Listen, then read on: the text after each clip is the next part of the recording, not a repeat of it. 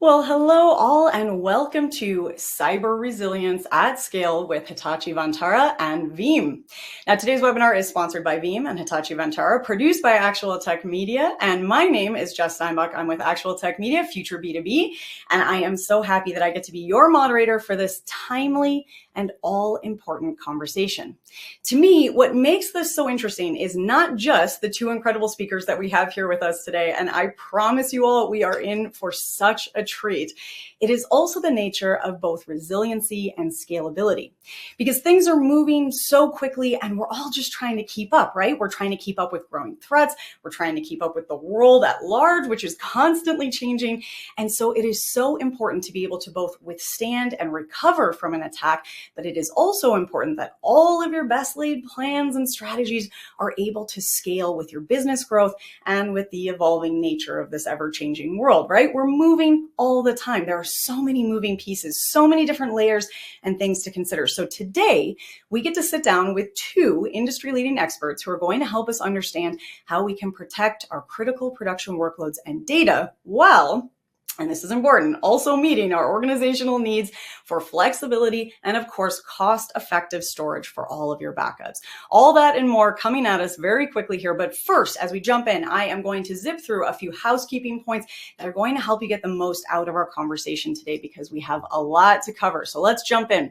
We're going to start out with a little bit of a guided tour of your audience console here. And I want to start out in the questions section because this is the most important part.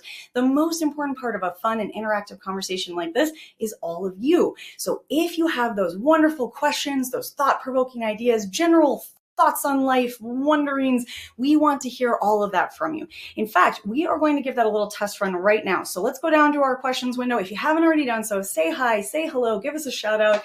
Hey, Ali, hey, Tomo, hey, Paul. I saw Gilbert and Zhang and Vrej and Morteza. We got a whole awesome crew with us. Keep those highs and hellos coming. Let us know how you're doing today. I want to hear from you all across the world. All right, so as we're going throughout our day today, you're going to get those questions in because our speakers are going to be watching those. They're going to be adjusting in real time, making sure that they're getting you the content that you want to hear. You're also going to use that questions window if you do have any tech problems. Knock on wood. Hopefully this doesn't come up today, but if the gremlins get in your system, here's the first thing you're going to try, a browser refresh. I promise a browser refresh is going to clear out most of those usual gremlins, but if they're really clinging on and that browser refresh doesn't work, you can post in that questions window. Let us know that you're having a little bit of trouble and we will be there to help you out. All right, so we started in the questions window. The next thing we're going to do is take one step over to the handouts tab, click in and start exploring. There are some incredible resources and takeaways that are going to really help you get the most out of our conversation when you're trying to recall all the exciting things that you're hearing from our speakers later on, because as much as we wish it would all stay there forever, sometimes we need that little memory jog, right? So open that handouts tab, make sure you've got those handouts downloaded and save them for after we wrap. Don't go too far just yet because we've got a lot of great stuff coming your way. Speaking of which, we also do have a $250 Amazon gift card as a prize drawing at the end of our webinar. Now, you do need to be here in live attendance in order to qualify to win that prize, and all winners must meet the Actual Tech Media prize terms and conditions. If you're not sure what those T's and C's are, don't worry, I don't expect you to have those memorized. Head on back over to that handouts tab, click in, scroll down, you will find the full T's and C's waiting for you there. All right, one last thing that I want to tell you about, and this one's pretty exciting because not only does asking a question today help bring up the whole excitement and conversation, and you get interactive with our incredible speakers who absolutely want to hear from you and be chatting with you throughout our day. But if all of that wasn't good enough, we also have a $50 Amazon gift card that we will be giving away to the best question asked across the entire webinar. We are going to review all the questions asked after we wrap up the webinar today. So even if your question does not get asked live, there is still a chance to win that $50 best question gift card. So get those questions in. All right, well, that is it. That is all the information we need to cover before we start here. I think it's about time that we get started on our day here because we have so much to get into, and I am so excited to introduce you all to our incredible expert presenters. As you can see, we have a shiny, dynamic duo here with us today. Rick Vanover, Veeam Product Strategy, Office of the CTO at Veeam, and David Green, Senior Vice President, Global Strategic Partnership at Hitachi Vantara. David, so excited to welcome you to the platform. Rick, welcome back. Always good to see you. I'm going to hand things off and let you take it away. Rick? All right, Jess. I didn't know that it was such a great gift card program today, so we better be ready for the questions. You ready to jump into it, David? I'm ready. Let's do this.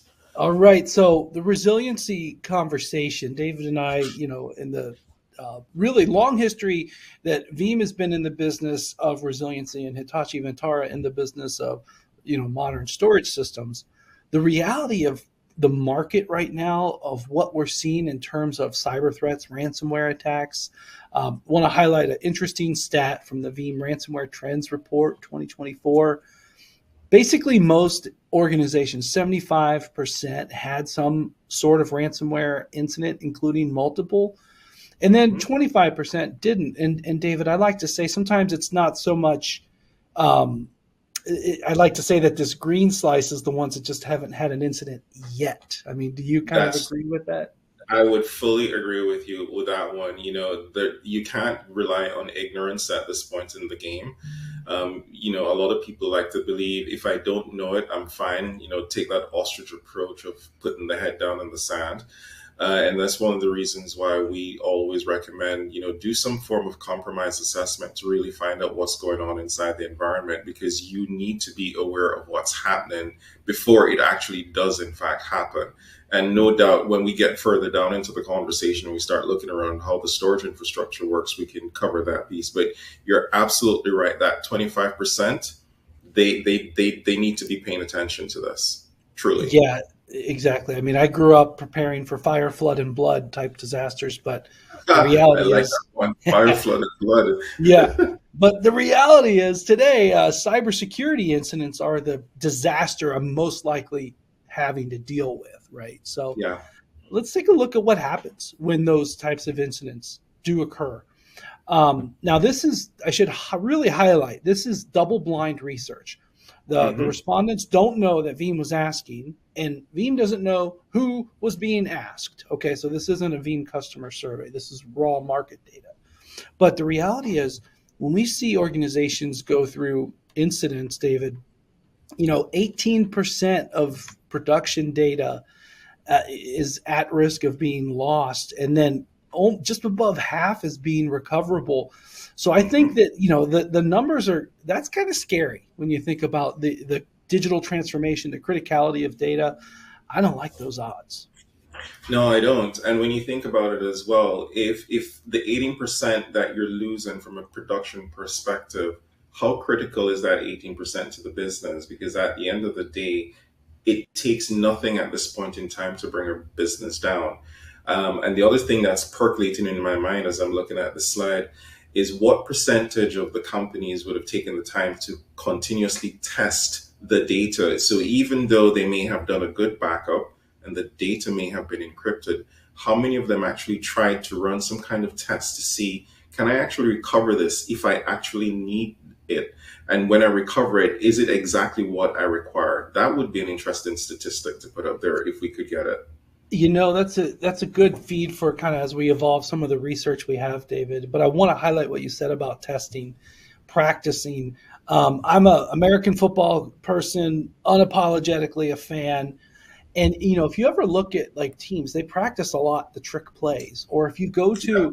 to law enforcement, they practice Mhm. the really tough things. And those are the things that matter when it comes to responding to an incident. So to I have my one-liners today, friends. I got another one here. I would say that the practicing the juice is worth the squeeze, right? So it's definitely Uh, worth doing here. I So love it. Practice makes improvement. That's how I look at it, my friend. But you're right. The indeed, juice is worth the squeeze. Yeah. indeed. But I think when we think about these cyber threats, we've got like perfect storm, the hurricane forming in the southeast. So we got people Yeah. from all over. Hope everyone's staying safe for that. Didn't mean to play Likewise. on current conditions here, but we have a set of conditions with explosive amounts of data. I've heard 90% of the world's data was created in the last 2 years. There's Yes. zettabytes everywhere. There's multi-cloud strategies. There's hardware refreshes and vendor Hmm. Hmm. sprawl, yet we're seeing basically 1 out of 4 organizations are, had to pay a ransom, right? So it's like, IT is a lot harder than it used to be. And I like to just sum all this up that digital transformation is real. You got all that right. And the funny thing is, in IT becoming way more complex today than it was many years ago, you also take into consideration that there are many companies that are still leveraging legacy systems. And for one reason or another, they can't make that shift to make the necessary advances. And then that creates that, I love the title, the perfect storm of complexity. That adds to that perfect storm, which makes the need to be ransomware resilient all that much more important for organizations like that. Yeah, and so I think that resilience conversation, what I think is very practical advice, and I don't have a slide here, but I'm just full of practical advice. Yeah. One point I want to hide out to people is you got to think end to end. You got to think about, like, for example, I just learned a very good trick, and that is hide your cybersecurity insurance policy, right? So that the threat actors don't pick that up and, say, hey, well, you have a $2 million ransom, but we're only going to charge you, 1.9 because you have a policy for $2 million or something like that. Yeah. So it's like really think about preparing, again, back to that preparation, preparing to deal with some of the threats that we have in front of us. And I want to introduce everyone to a mindset. Now, Zero Trust is a great framework that came out of the networking space. I and Hitachi Vantara and I really are going to go down this path of Zero Trust data resilience, or ZDR, as I like to say. But David, I'd say this Zero Trust mindset is a very good way to start the resiliency conversation. It is, and it's unfortunate. There's a lot of I'll trust and then verify still happening today, and that is it's. I don't understand why that still exists.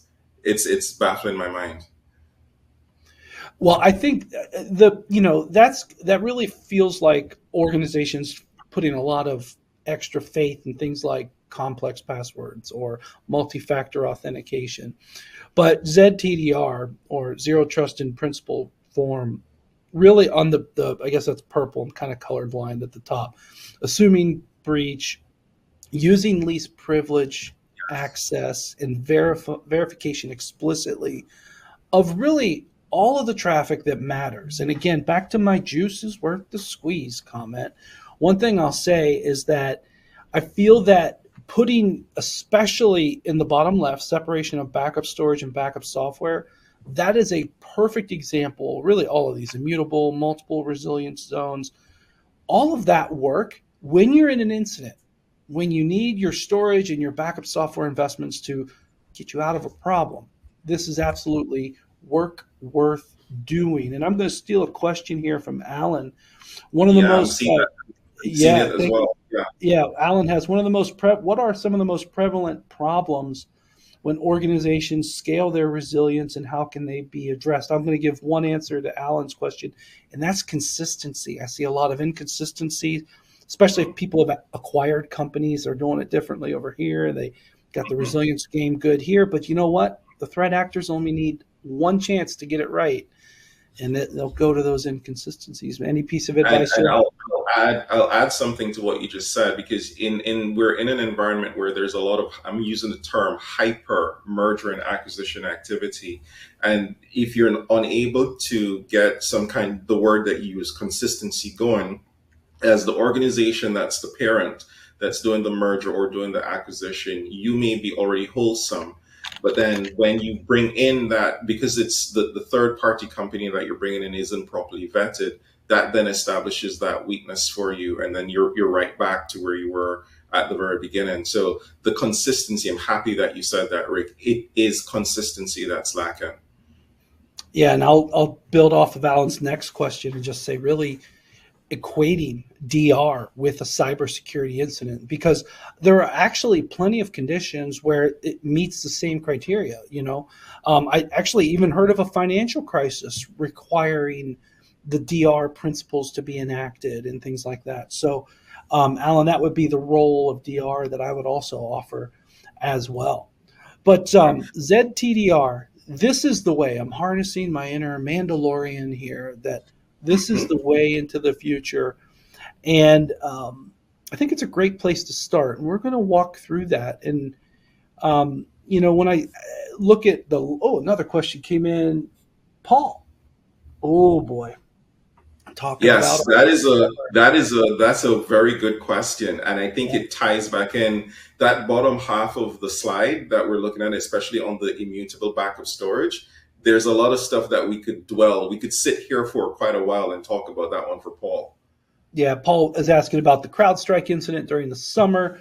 How are these joint solutions helping us to prevent situations like that? Paul, I will tell you, there were several Veeam customers who got out of that problem relatively easy due to high-speed recovery, which is kind of why you go to backup. And storage can play a very big part of high-speed recovery, which is, Paul, great segue to our next topic.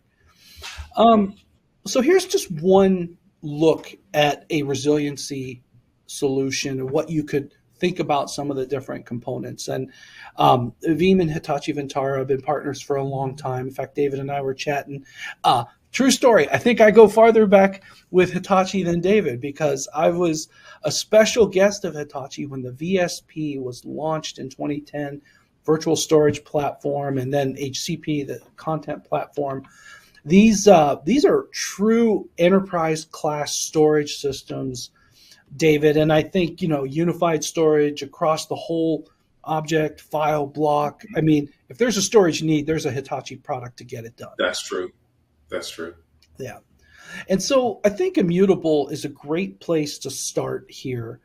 First of all, what does immutability mean? My backup data definition is a restore point, a backup written on generally object storage, and it can't be modified. It is a word. I've had people ask me if immutability even is a word. It is. But I think it's kind of a table stake in the resiliency conversation nowadays, David.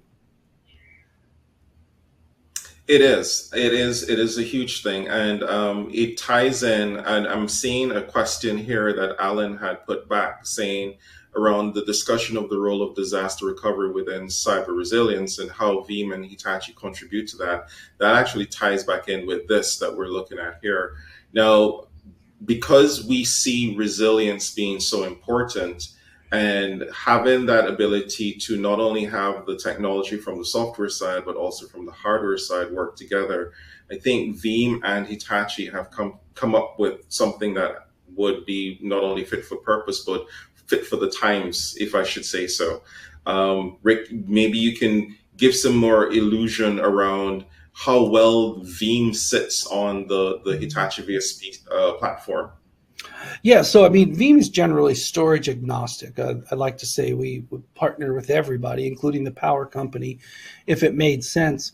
But there's a difference especially when we look at some of the different, if I go into this slide, some of the different storage capabilities. And I want to draw your attention to the left, snapshots. So modern storage systems have high performance, low impact storage snapshots on the primary storage, but also secondary storages and more. And if we look at a DR site, for example, there's those snapshots there as well. And to Alan's second question, and just the whole mindset of a disaster, having two things. You have the storage snapshot that's a high-speed recovery technique off-site, but it's also separated from the, let's just call the Veeam part, the backup management plane. And then whether it's VSP or HCP, that is like the backup storage control plane. And there's like very distinct actual benefits of that. So if we talk ZTDR, David, I'm preparing for the threat actor to get on the Veeam server and intend to do damage. But with the nature of object storage that's immutable, with the nature of snapshots being written on a different storage array, the threat actor cannot impact the ability to recover. And I think that's a resiliency high bar that I think organizations need to realize is very attainable today. And not only is that a high bar, but from a regulatory perspective, and Alan is actually asking about that as well, it actually helps to address those regulatory requirements. So when you look at frameworks, particularly, for example, DORA, the Digital Operational Resiliency Act that's coming out of the European Union, that's in layman's terms is basically saying, as an institution, if something were to happen, I'm not waiting for you to do a recovery from your backup and then do the test and start over. I'm literally need you to fail over immediately to something else. So using that DR side example, fail over and continue. So it's almost like fail forward and continue, but you got to continue in a way where this now becomes production, and then you can go back into what used to be the production environment and figure out, okay, what went wrong? Why did it go wrong? How did we quickly fix it? And then bring everything back on par, so to speak. So this is how it helps from a regulatory perspective. Yeah, and I think those are, and then we're right on the heels of NIS2 in Europe as well, yes. And you'll see, you'll see some of the global regulations start to reappear in different forms around the world. So just because most of our audience is in the U.S. doesn't mean that we shouldn't be watching and thinking about these regulatory things as well. But one thing I want to highlight here is, you brought up a point, David, about what went wrong, and you have these great ways. We have these great ways to get out of it. But I want to flip it back to the organization, and I can't win the gift card for best question, I know, but we have to think what could go wrong. And right. I love this notion of separating the backup storage, because we really have everything here. Loss of device, no problem. Got it offsite, got it in object storage. We could say loss of primary infrastructure, no problem. We could recover to other places. By the way, a lot of people don't know this, but Veeam backups stored in any of the places or from a snapshot that you're seeing here, we could restore those backups to a new cluster. We could restore those to the hyperscale public cloud. We could restore those to a different hypervisor. Yeah, we can actually take VMware and recover it to Hyper-V. We can take VMware and recover it to Proxmox or Nutanix and stuff like that. Might be a different conversation. But anyways, we have this absolute portability. But I want to really double down on one very powerful one here, David, and that is around, like, let's gravitate specifically to object storage. So I know that HCP offers object storage. VSP, I think, also has object storage capabilities, as well as the hyperscale public clouds. This one is really important for the resiliency conversation. Veeam has nearly 500,000 customers. If we have organizations putting their backups in a bucket that's immutable, and yes, they have their encryption password, here, this is a powerful one, David. We don't have a record of a support case of an organization unable to recover when they have those two things. So, a solid backup is your most likely choice of getting out of a cybersecurity incident, and having this immutable copy that's ultra portable. I mean, I think it's really, really powerful. And I love just the scenarios, loss of device, loss of site, loss of control plane, any of these types of scenarios, we can solve it with this view right here. Super powerful. And what's cool about that is there are two things, even from a metrics perspective, there are two things that this would help you to, as an organization, achieve. One would be to achieve a high recovery point objective. So now I can be closer to my recovery point at all points in times, given that I have these immutable snapshots. But then more importantly is the time it takes for me to recover. It's a lot faster. Now, Alban had asked a question around what are the metrics or the indicators that you need to focus on. So those would be two, Alban, and everyone else who's listening, that you want to focus on. Your ability to achieve that recovery time objective, but then the ability to have a closer recovery point objective, being able to get closer to the point where the incident actually occurred, so you're not losing a lot of time. And then there are other things that would go into it. Your typical, the mean time for you to detect that something went wrong, the mean time for you to resolve it, the mean time for you to contain it, and the list goes on and on. But those are two very important points to take into consideration from a metrics perspective. And I think you brought it out pretty well here with this slide. Yeah, that's a solid advice, David. And the one thing I'll add to Albin's question is prepare for some of the surprises. At the top, we mentioned minimize attack surface and blast radius. And the blast radius is a very common term when it comes to cybersecurity incident response. A lot of times you don't know what that is exactly. And the other big surprise that can happen, Albin, is out of nowhere. Cybersecurity law enforcement comes in and takes control over an infrastructure. And this is a scenario that a lot of organizations maybe didn't foresee happening. And there's a lot of reasons why. Maybe the infrastructure teams aren't talking to the cybersecurity teams enough. But I will tell you, in a ransomware incident, the cybersecurity team likely will own the response and then work with the infrastructure teams to get out of the problem. That being said, Albin, this metric or indicator, the one surprise element I would say is, hey, I have my backups, but I can't restore to where I came from. So take this visual here. We have the DR site. Maybe that's what we need to activate the DR site. Maybe we need to pursue cloud. Maybe we need to pursue a different infrastructure. And so my advice, Albin, is really think about a plan A, a plan B, and then also a plan C. Yeah. Rick, curiosity, what role do you see AI playing in making all of this work today? I mean, AI is the latest innovative buzzword. I'm going to use that word, buzzword. It's the latest buzzword. Everyone is AI, AI, AI. But how is this helping in your estimation? And could you speak a little bit to what Veeam is doing where AI is concerned? Yeah, so there's 5 distinct Veeam AI storylines. One is what I would call the community and ecosystem kind of play. Like, for example, there's Vanny GPT. Somebody made a custom GPT based out of Veeam knowledge base docs and website content. Another person made a GPT that transcribes YouTube videos, which I got to start watching what I say now, by the way, with that one. The second kind of main area, and that's a good question from Ahmed there, is the second main area is around productized AI. So Veeam right now today has the AI assistant. We have the inline malware detection, which is AI powered, so that when we put data on the 3-2-1 rule, or like this example, we're putting it in free of malware. That's very important because we don't want to propagate malware through the or ransomware's fingerprints. We don't want to propagate through the recovery zones. And then we've announced a co-pilot capability that's not out yet, but we've announced it. The third main AI bucket that Veeam is working on is around our customer experience. A lot of customers don't know that when they upload our logs, that gets put into an AI engine to very quickly identify what could potentially be going on. Fourth bucket is we have a Veeam private AI, a Veeam GPT of sorts, where I use it all the time to make scripts and optimize, text.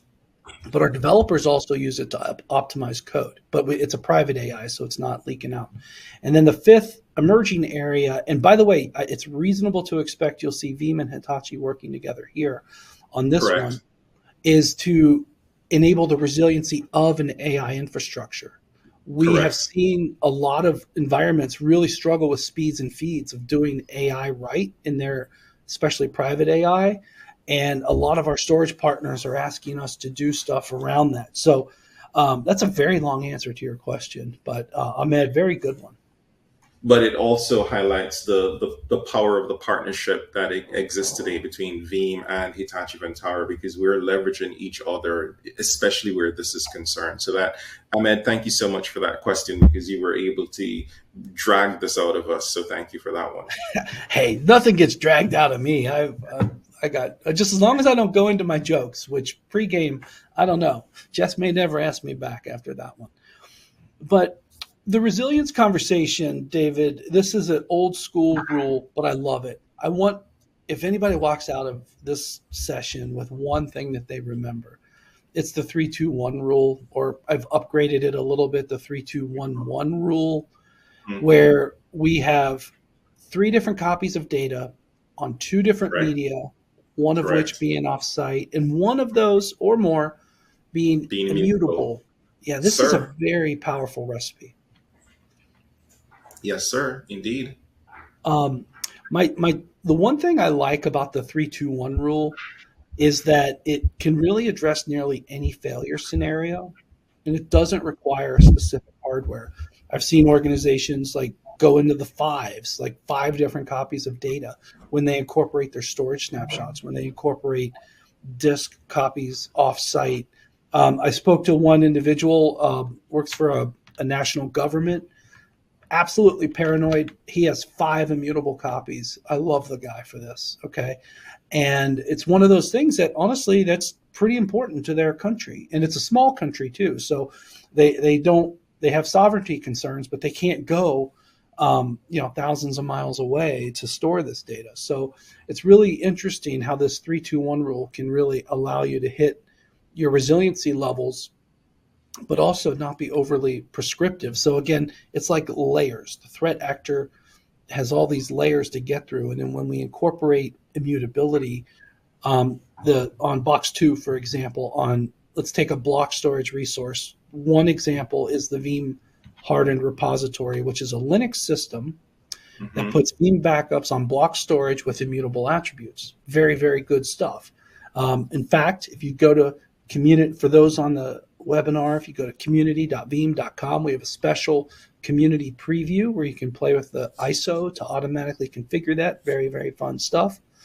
But then also that other copy on immutable storage. So take HCP, for example. You can have, proven enterprise class storage with VSP and HCP, 2 different immutability control planes.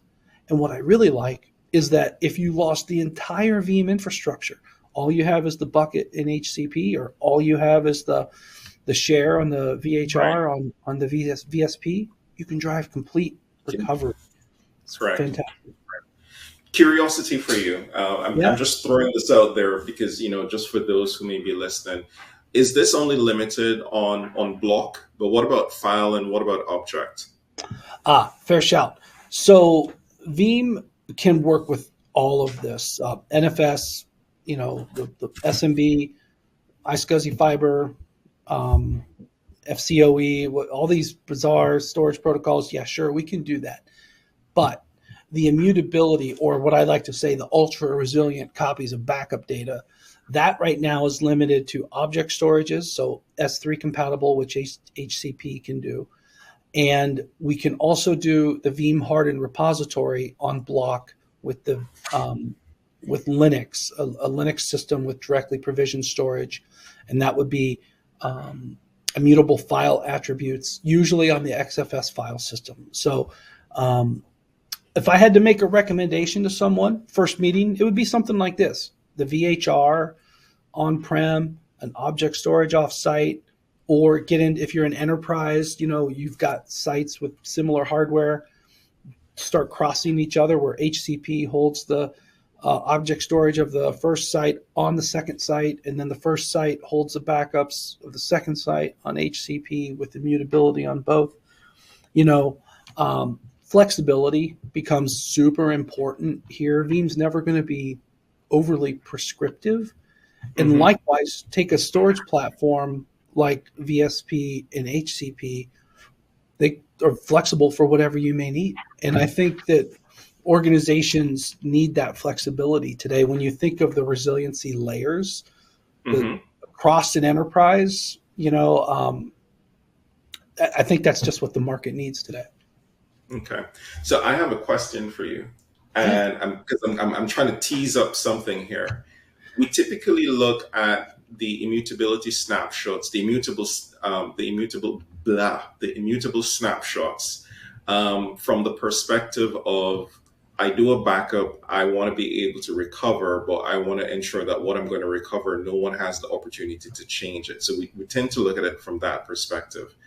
But are there other use cases where this would come out really, really well that goes beyond traditional backup recovery, but still fits into the remit of resilience?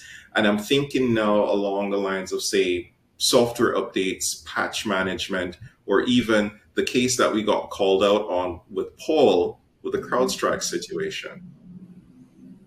Yeah, in fact, that's a very good setup. I'm going to use part of this slide deck here, or this individual slide. I want to highlight the top section here, the backup from storage snapshots, or I'm sorry, the very bottom one, the on-demand sandbox for storage snapshots. Now, true story, David, this is why I joined Veeam. Some of the magic that Veeam starts doing with the data under management by the storage system really can unlock some very powerful benefits for organizations. So the on-demand sandbox takes these VSP snapshots, turns them on in an isolated environment to allow someone to test application updates, security updates, test a malicious script, do penetration testing there. Don't do it on production, things like that. Yes, exactly. It's like a cyber range, lack of a better word. Mm-hmm. And a lot of people, once they get their head around this on-demand sandbox, this can solve some real problems. This can save you some real amounts of time in your scheduled maintenance time that you're doing as an admin, because I've got nothing but stories of this technology paving the way for organizations to just run a better IT service. One quick story. Everyone has these applications that drive them crazy in their environment. I'm sure we all do.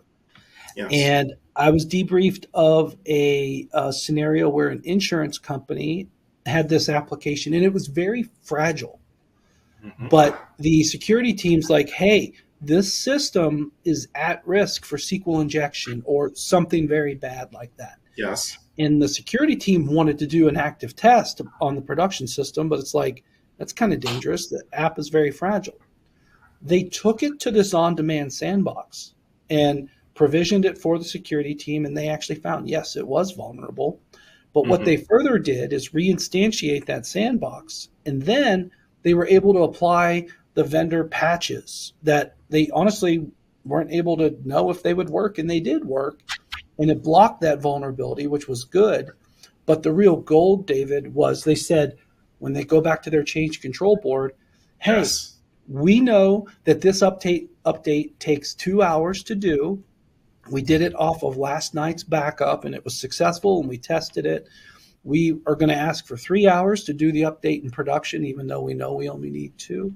And they were very well prepared to just up the resiliency of that organization's fragile application because of those on-demand storage snapshot sandboxing. This is an absolute differentiator for organizations just to prepare for things, much less the one above it, the Explorer for storage snapshots, that high-speed recovery technique. Right. This is good stuff. And that's the reason why I teased it out, because again, to go back to something that we both alluded to at the top of the call, both of us are football maniacs, and you said it, and I said it too. Practice. There's a reason why the teams keep practicing over and over and over again. Practice actually does make improvement, and being able to do this is a huge value sell. The ability, the fact that you're able to take the snapshot and then take that into some kind of sandbox environment and work on that independently, just to see what happens if I try to break it. What happens if I do this? What happens if I do that? Get the results that you're looking for, and then be able to quickly pivot and fix in production before something goes wrong. I think that is the biggest value sell for me, if I were back in my life as a regular customer, this for me would be the holy grail. This would be it for me. The last important point I would highlight for people using Veeam and VSP together, it will take you 3-4 hours to understand this technology. I'm not going to beat around the bush. It will be a small investment, but I guarantee you that time that you take to learn this technology will more than pay for itself in saved change hours at night. Kind of the worst thing to do is ask for another change request, right? You have this way to simulate anything you may need. And then my other favorite, it's hard to pick one, the top of the list, the backup from storage snapshots. This is a great way to kind of remove barriers of backup windows. I see organizations taking recovery point objectives and the minutes instead of the days or the hours. And got a question just came in from Amir asking about, welcome, he's also from Canada. His question is, multi-tenant world, is there a data protection story for the MSP? Absolutely, Amir. And there are tons of partners using Hitachi out there. Veeam has a whole separate program for multi-tenancy backup, managed backup solutions. It's not really end user focused, but check out our Veeam service provider console. The real short story, Amir, is that it uses Veeam backup and replication to do the backup, but it manages with an additional layer that's multi-tenant. So yes is the answer. All right. Yeah, powerful stuff here. These are difference makers is the real takeaway. They are. That's the real takeaway. Yeah. And then when I look at the storage snapshots back in managing across a different set of infrastructures, this is kind of a different view of the orchestration and the backup from a storage snapshot. A lot of times organizations don't realize how powerful a storage snapshot can be for them. I'm full of my stories. I got one really quick one. This was a healthcare provider in North America. And this was the classic example, infrastructure team, not talking to the cybersecurity team, not talking to the storage team. They were in the middle of a ransomware incident. Every worst practice they followed. Same username for everything, no 3-2-1 rule, nothing immutable.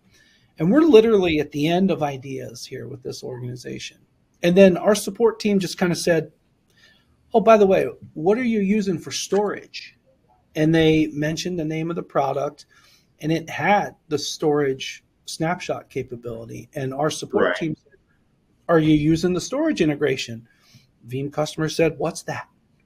It's like, well, can you get the storage person on the phone for me? Well, it turns out the storage array, and many arrays do this, they have a default snapshot schedule. Just make something up every 4 hours for 2 weeks or something like that. Turns out they had a default snapshot schedule, and they had no clue that this was a recovery technique. They went back to, the time before the threat actor behavior was noticed, basically recovered everything, basically instantly out of luck. And I think that luck should never be part of the plan. But just to give you an example, the storage snapshot saved that healthcare provider's data, and they were almost at the end of days. And I think that having awareness of this, David, just the power of a storage snapshot can truly make the difference. So, now that you said that, you have me thinking about something.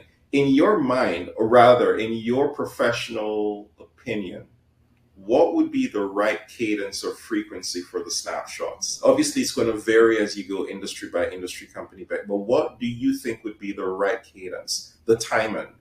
Every hour, every 2 hours, every 30 minutes? Without too much discovery, and then I'm going to assume that a backup is also taken at an absolute minimum of every 24 hours. I would probably gravitate between 2 and 4 hours on the snapshots, and honestly holding that for about a week or so without too much discovery. That would be my kind of blanket recommendation. And that's from a resiliency perspective. That's not a storage IOPS perspective. I mean, there's experts at Hitachi Vantara that can help you with that. But that's kind of the resiliency thought. And then if you're watching this and you're thinking, well, that sounds great.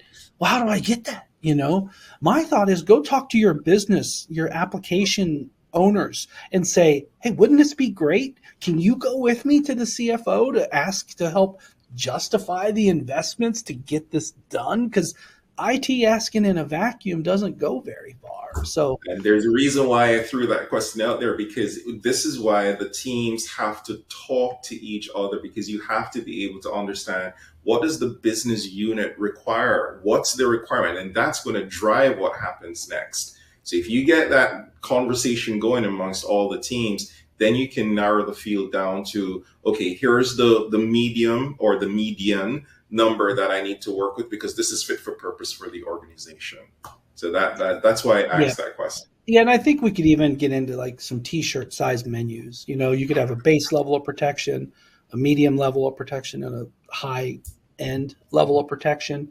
And we don't have a storage integration with Hitachi here, but I will tell you the VSP is a platform ready for it. But Veeam Yes. has continuous data protection. So that could be yet another layer of resiliency that orgs can add to the fold. And let's take a look at, what that.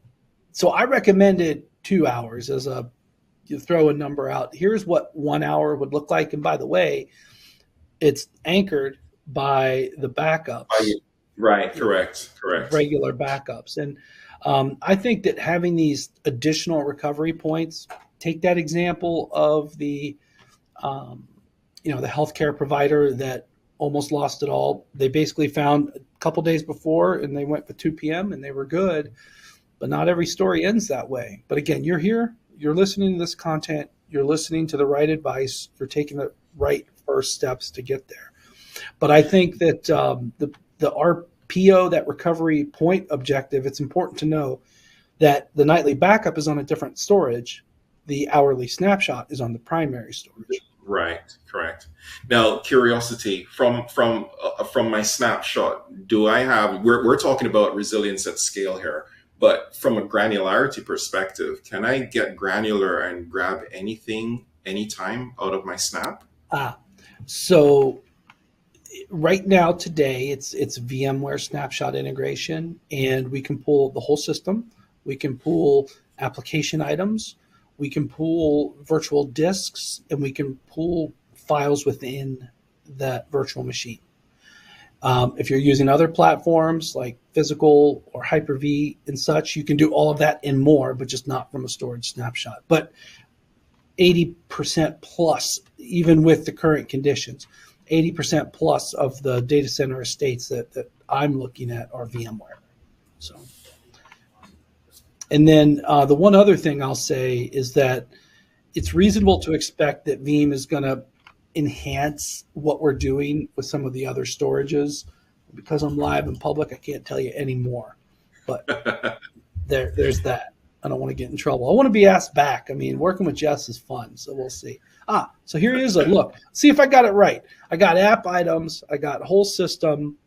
Yes, so you we did. went granular with the 4 database app types. So Exchange, SQL, SharePoint, Active Directory, and Oracle. Yeah, I think we might even be adding some of those eventually to it. But kind of the thought here is being able to pull out individual items. And the best part here is that when we pull it from a snapshot, the snapshot stays there. It doesn't get like re-promoted back to production. You don't have to worry about stuff getting re-inventoried and messing up your production estate. It's very easy to do. And it stays kind of in the snapshot tree. And you can go back, you can go forward. You don't need the most recent only. Again, remember that org that almost lost everything, but that was saved by them. So yeah, this is really powerful stuff. And one more skim of questions here. I think we got Amir's. His was the last one. I think his was the last one, which we answered. What I love about this is at the end of the day, this is a better together story. I mean, we're looking at 2 organizations that are really great on their own, but then when they're conjoined or combined, they deliver such great value. And, I got to say, I'm really super grateful for the partnership that we have with Veeam. And no doubt the same that you feel, the partnership that you have with us. Yeah, like I've been a Hitachi fan even before I joined Veeam, David. Like I said, I was a special guest when they launched the VSP in Odawara, Japan. It was actually hilarious because we couldn't talk about it because it was pre-launch. So all I did was take pictures of the food and share that on Facebook and Twitter and the like, because couldn't talk about it, but really happy to see where we are with it right now. And with that, turn it back over to Jess to see what we have additionally in questions. Now I want to go back and look at all your food photos. This sounds great. I would follow that. Yeah. There were 2 categories, yums and yucks. There was no middle, Jess. Oh, that's brilliant. See, now that's food influencing that I could get on board with, because when you get too into the weeds with it, you lose me. Like, I don't really know what Best mouthfeel thing is. was a But fish cake. I'm telling you, that yeah, was fantastic. Oh, that was a yum. that was a yum. That was dessert even. Ugh. Yeah. See, I don't like seafood. That'd be a yuck for me. I That's don't know. Go be brave. You kind of have to. fair. Okay. Well, you guys have given us so much to think about, not just our upcoming dietary desires. Now I'm just hungry for lunch, Rick.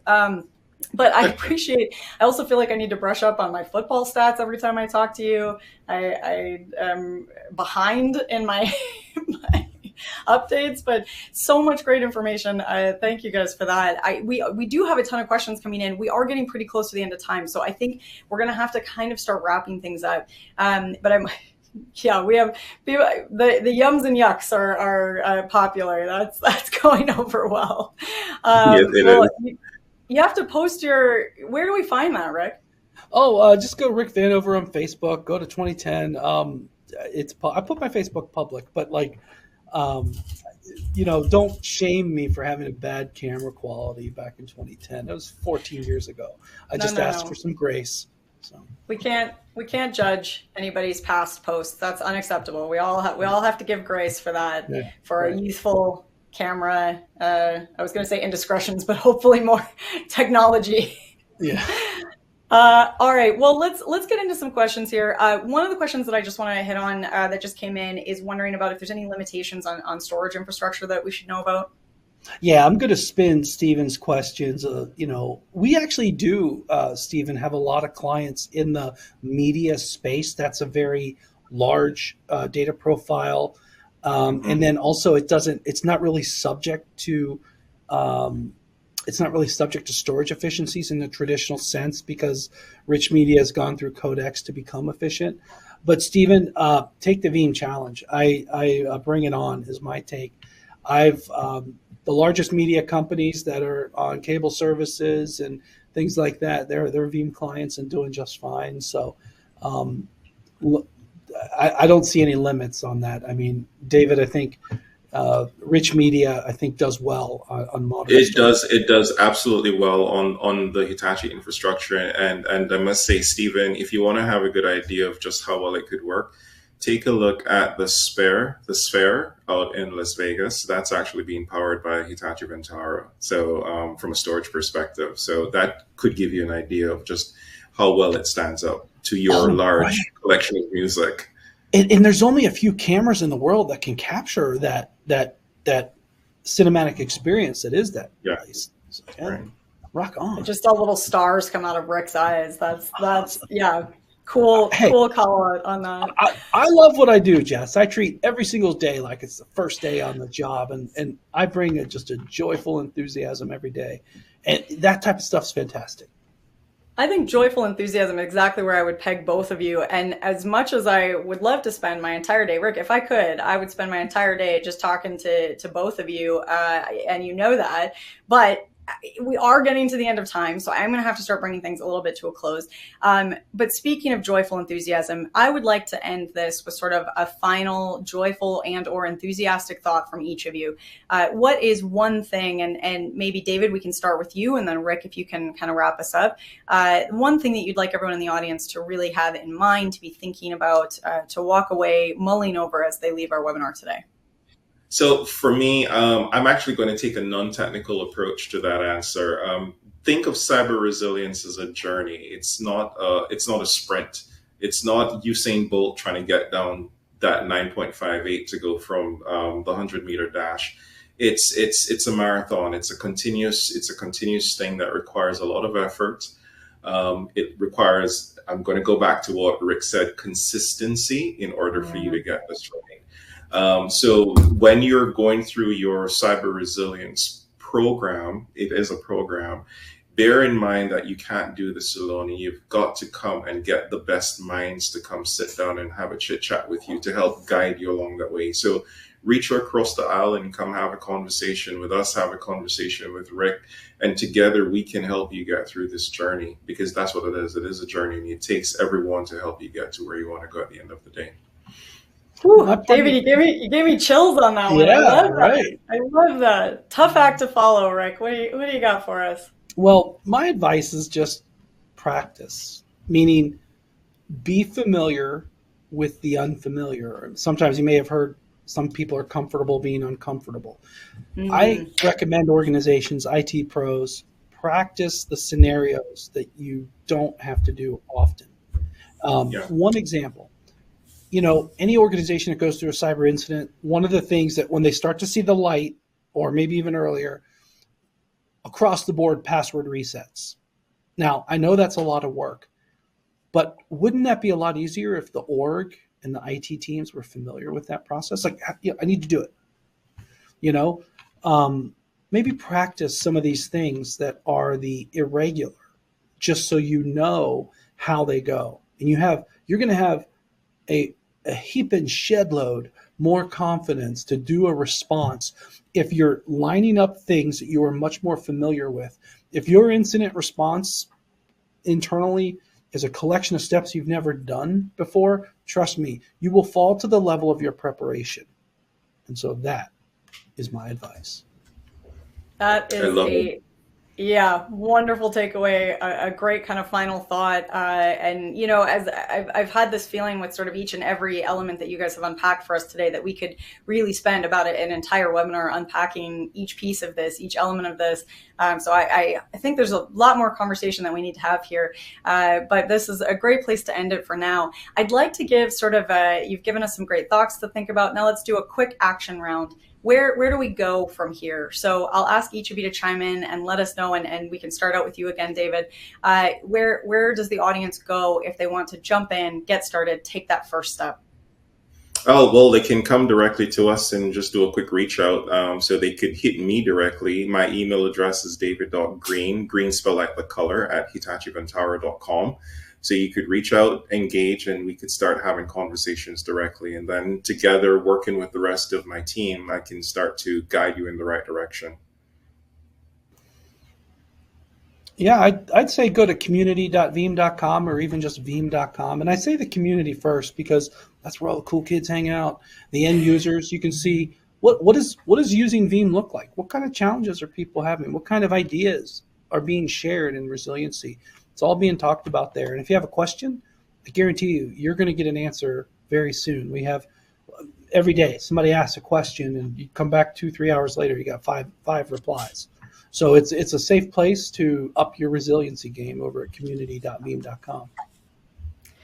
Well, that's fantastic. Those are some great action steps. Okay, Rick, I'm throwing a curveball at you. I am going to ask you to send us off with a dad joke.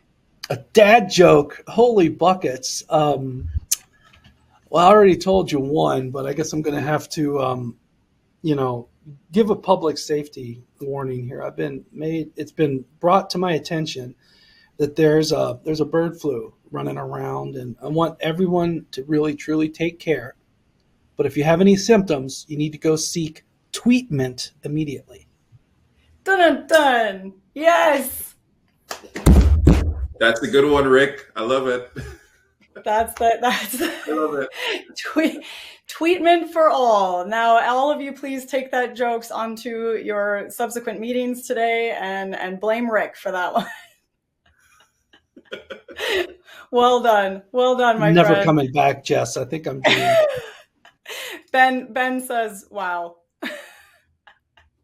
But you also got a yum on the overall session. So that's that. We're gonna take that on balance, right? You know what? Come back next month. We'll do better. All right. Well, there you go. Everyone come back and join us again for future dad jokes and as well as lots of great learning. David and Rick, thank you so much for being here. What a great session. Cheers. You're welcome. Thanks for having us. Cheers. All right. And to everyone out there that is asking questions, hey, if you have your own dad jokes that you want to post them now. We got a minute left to wrap, so get those dad jokes in. If you think you can beat Rick at the dad joke game, we want to hear from you, or mom jokes, whatever you got. We want to hear from you. So send those on in. But I do also want to say, as you're getting those questions in, make sure that if you have that kind of lingering thought that you haven't gotten into the questions tab yet, we are going to make sure that everyone gets sent over to Hitachi Vantara and Veeam. So you will get responses back. So make sure you get those questions in. Also visit the handouts tab. We have some incredible resources for you. There is a really cool solution brief, Scale Your Strategy for Cyber Resilience with Hitachi Vantara and Veeam. It's got insight into the overall issues that we covered today, key environmental factors you should be aware of, covering the solution itself, as well as use cases, all the good things. There's also Zero Trust Data Resilience with Hitachi Vantara and Veeam. This is an easy read. It's really going into detail how you can establish that zero trust architecture with these two wonderful partners that we've been chatting with here today. So make sure that you've got both of those downloaded, hold on to them, revisit them along with your dad jokes. This is the information that you can bring to your conversations that you're having with all of your teammates later in the day today, because I know you're going to want to tell them everything about this incredible webinar. I know I'm still buzzing and lit up and excited. There's just been so much that we've covered and so much that we've explored together today.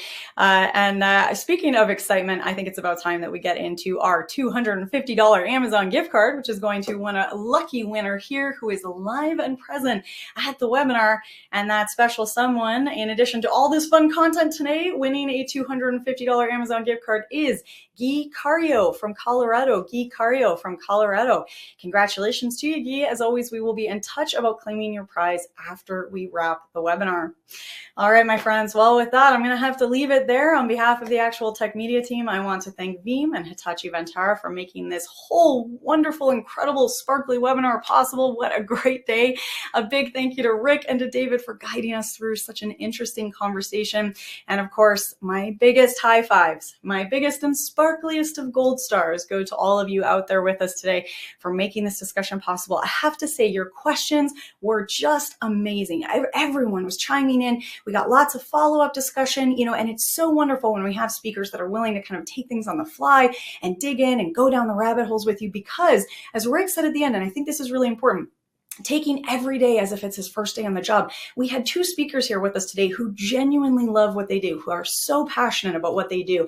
And you all got to engage and ignite that passion today. And I'm hoping that that spark is carrying back with you as you go on about your days, because this is just step one. This is just the opening conversation. And then you get to go out and carry that information forward and keep having those interesting and engaging discussions, and then hopefully taking action and building that resiliency in your organization. So very excited to see where all of you go from here. I hope that I get to see you all at a webinar again soon. And until then, I hope you have an absolutely beautiful end to your day. Thanks all.